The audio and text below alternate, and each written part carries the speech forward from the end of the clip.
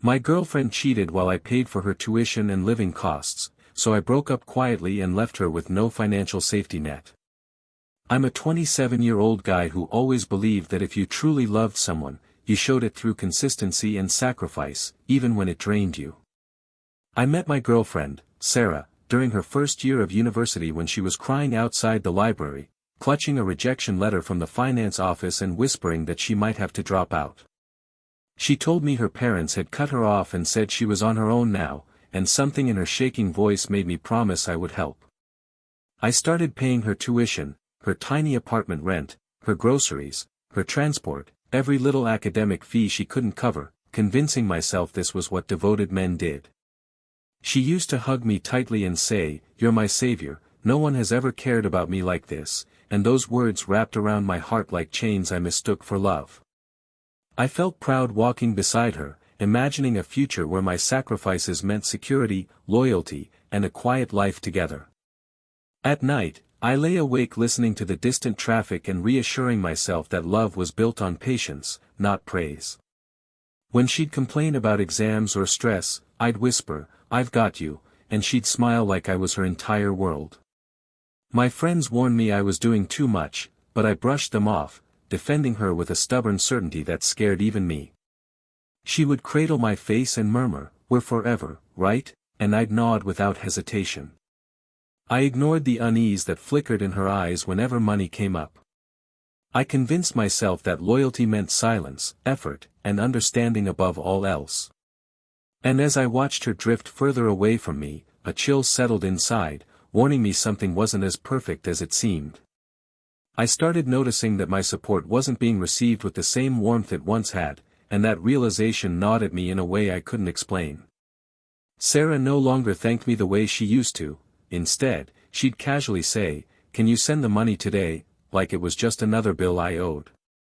One evening, as I transferred her rent, I tried to gently ask, "Hey, can we talk about budgeting a little?" and she sighed dramatically, rolling her eyes. "Why do you always make things so complicated?" she snapped, her voice sharp enough to slice through the room. I laughed it off, but inside, something twisted painfully. Her lifestyle started changing in subtle ways that didn't match the broke student story she first told me. She came home wearing new clothes, her perfume sweeter, unfamiliar, and when I raised my eyebrows she smiled and said, "My friends just wanted to cheer me up." I wanted to believe her, but the doubt lingered like a shadow behind her laugh. Nights grew quieter between us, filled with the hum of my own thoughts and the distant sound of her typing furiously on her phone. "Who are you talking to?" I asked once, my voice barely louder than a whisper. "Just group stuff for my course," she replied too quickly, flipping the screen face down. Still, I told myself I was overthinking, that stress made people distant, that love required patience. I kept paying, kept supporting, kept pretending the emotional distance meant nothing. But I could feel my pride slowly shifting into insecurity, and it terrified me. I stared at the ceiling one night, listening to her soft breathing beside me, wondering if I was still the man she called her savior or just a convenience she'd outgrown. And when she left mysteriously early the next morning, dressed better than usual and avoiding my eyes, a cold silence filled the apartment, wrapping around me like a warning I wasn't ready to face. I wish I could say that morning was the moment everything became clear, but the truth is, the confusion only grew heavier after she walked out. I watched her disappear down the hallway, the faint echo of her heels fading like a heartbeat I no longer synchronized with. My chest felt tight, but I forced myself to breathe, telling myself not to become the jealous, controlling man she always warned me about. Still, an uneasy voice inside whispered that love wasn't supposed to feel this fragile.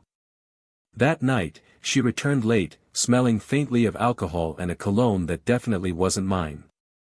I tried to stay calm, my fingers nervously tracing the edge of the sofa as I asked, "Did your group project run that long?"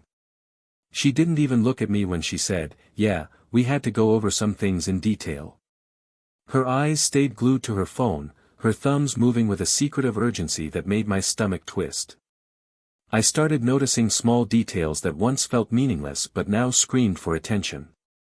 The way she angled her screen away from me. The way she smiled when a certain notification popped up. The soft hum in her voice when she stepped outside to take calls. Every movement felt rehearsed, calculated, like I was living beside a stranger wearing my girlfriend's face. "Do you still love me?" I asked one evening, my voice barely steady. She paused, then laughed lightly. "Of course I do, don't be weird," she said, brushing it off like my insecurity was an inconvenience. But I couldn't shake the hollow feeling swelling inside my chest. The air between us felt colder, heavier, even when her body was inches from mine. I lay awake that night listening to her quiet breathing, wondering when the warmth disappeared and why I felt more alone beside her than I ever did before I met her. And when her phone buzzed at midnight with a message that made her smile in her sleep, something inside me finally cracked, and I knew whatever was happening was closer to betrayal than I was ready to admit. I finally broke the silence the next evening when the weight of my suspicion became unbearable, pressing on my chest like a slow, deliberate hand. I asked her gently, "Sarah, are you really just studying with your friends, or is something else going on?" She sighed, leaned back against the counter, and said, "You're overthinking again, why do you always assume the worst?" Her tone wasn't angry, just tired, like my concern had become an inconvenience in her perfectly curated world. I swallowed the sting and tried to stay calm, but my heart hammered with questions I no longer trusted myself to voice. After a long pause, she finally admitted, "There is this guy from my class, Jake, but he's just helping me understand some concepts you wouldn't get." She gave a small, almost reassuring smile, as if that explanation should soothe the storm inside me. I nodded slowly, pretending it made sense, even though the way she said his name felt too soft, too familiar. "He's just easier to talk to about school stuff," she added, brushing past me to grab her phone, already retreating into distance. "Do you hang out with him outside of class?" I asked, my voice barely holding together.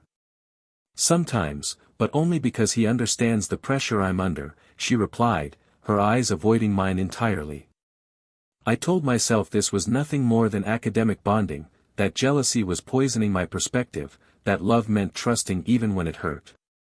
Still, every word she said echoed hollow, like a half-formed truth stitched together to keep me quiet. The air between us felt heavier, thicker, like the apartment itself knew she wasn't being honest. She hugged me briefly, murmuring, "You're my safe place, don't make me choose between my education and us," and I froze as those words settled painfully deep. I forced a smile, nodded like a loyal partner, and let her walk away again, but as she stepped outside to meet him that night, something inside me whispered that the truth she offered was only the beginning of a far deeper betrayal. The night everything changed started so normally that it almost feels cruel to remember how calm I was. I was sitting on the edge of the bed, her laptop balanced across my knees, trying to fix a software issue she complained was ruining her assignments. The room smelled faintly of her lavender lotion, and her half-drunk coffee sat cold on the desk beside me. When the screen finally unlocked, a folder popped open automatically, and that's when I saw it, a chain of screenshots saved carelessly under a random name. At first, my brain refused to understand what my eyes were reading. Messages. Intimate. Playful. Explicit. Every word felt like a knife sliding slowly under my skin. "I hate lying to him," she had typed, followed by a laughing emoji. "But you make me feel alive in ways he never will," another message read, and I felt my breath hitch painfully in my throat. The timestamp stretched back months, lining up perfectly with every late night, every strange excuse, every distant smile. My hands trembled as I scrolled, my heartbeat thudding so loudly it drowned out the hum of the laptop fan. Photos followed. Selfies she never sent me. Inside jokes I was never part of. A version of her laughing freely with him, a version that never existed for me anymore. My chest burned with a mixture of humiliation and disbelief, as if my entire relationship had been rewritten behind my back. When she walked in and saw me frozen in place, her smile faltered. "What are you doing?" she asked, too casually, too late. "You tell me," I whispered, my voice barely more than broken air. For a moment, silence stretched between us, thick and suffocating. Then she tried to laugh, weak and forced. It's not what it looks like, she said, stepping closer as if touch could erase betrayal. But the way she wouldn't meet my eyes told me everything words no longer needed to. I closed the laptop slowly, every movement deliberate, the edges of my world cracking without sound. The rage I expected never came. Instead, a strange, terrifying calm took hold of me, the kind that settles when something inside finally dies. As she waited for me to react, to explode, to scream, I realized something chilling in that silence. I wasn't going to confront her the way she expected. The days that followed felt surreal, like I was moving through fog while everyone else pretended the sky was still clear. I said nothing to her about what I'd seen, and that silence became my quiet armor.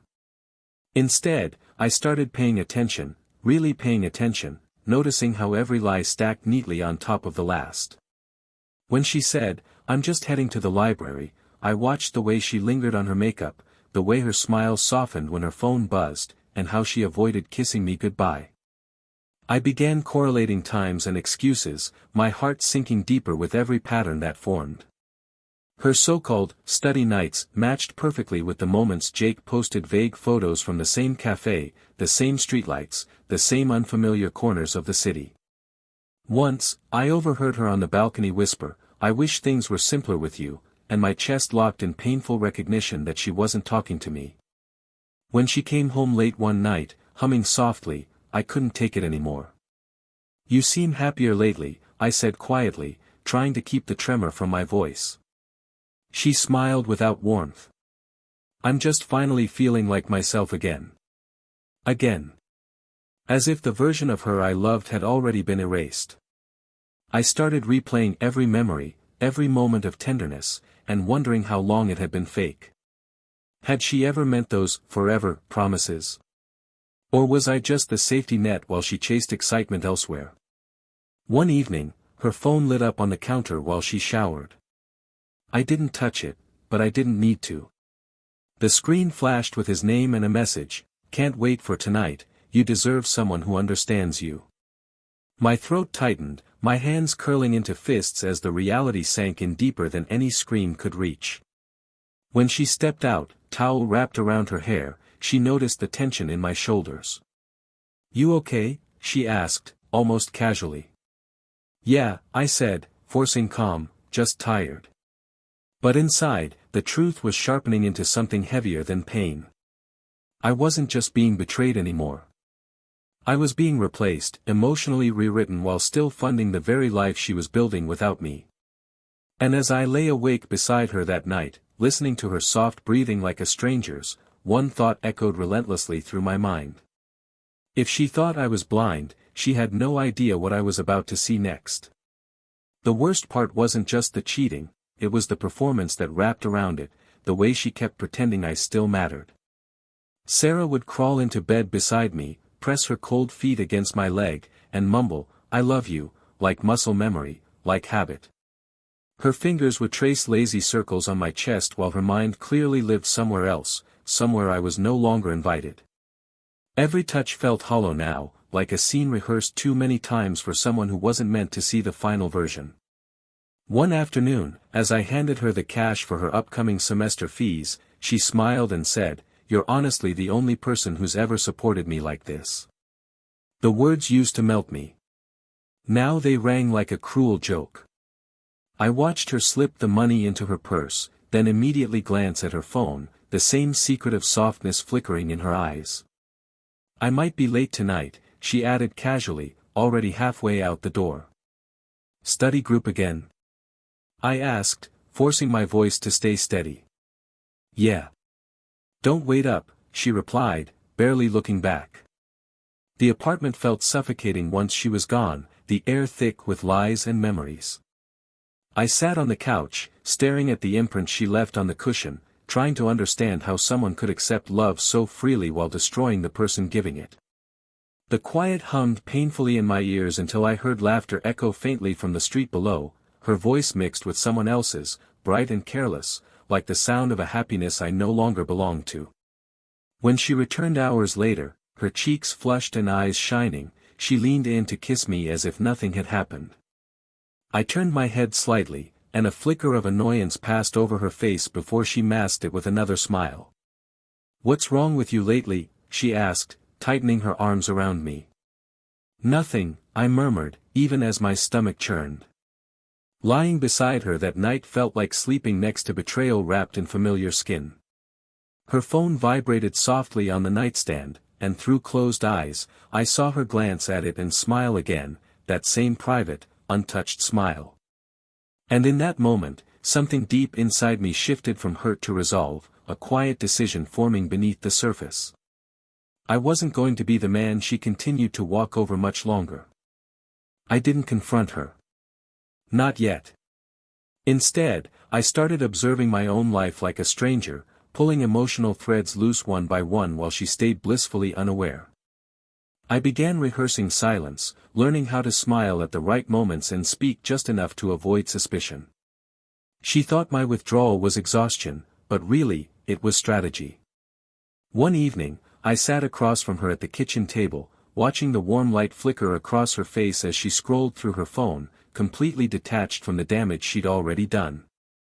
"I'm thinking of taking on extra shifts," I mentioned casually, trying to sound normal. "Really?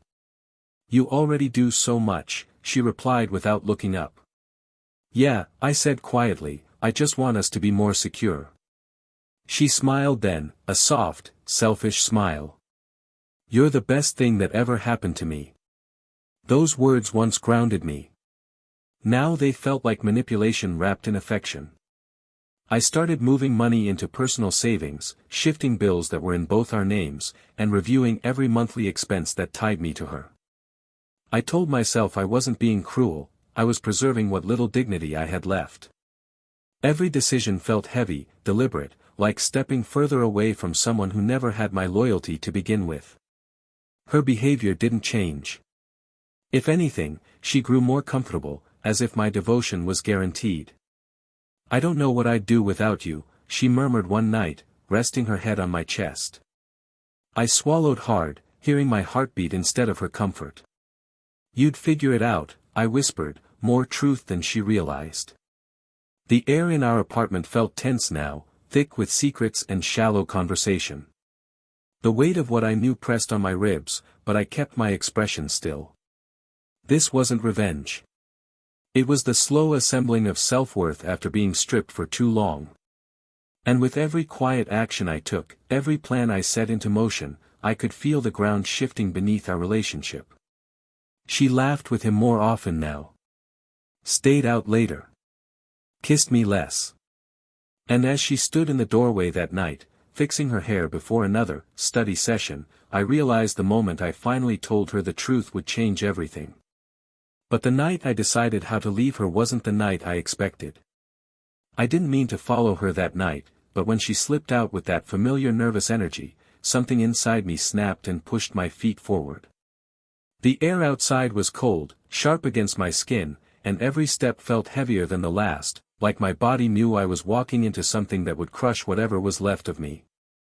I stayed far enough behind to pretend I wasn't invading her life, but close enough to see her stop outside a small cafe glowing with warm yellow lights. Through the glass, I saw her laughing before I even saw him. Jake leaned across the table, his hand brushing hers, and she didn't pull away, she leaned closer, smiling the way she used to smile only at me. My chest tightened so painfully I thought I might collapse right there on the sidewalk. Then her voice floated faintly through the open door, soft and careless. "I swear, I wish I met you first," she said with a light laugh, like it was nothing. "Things would have been so different." He smirked. "You still don't have to settle for him."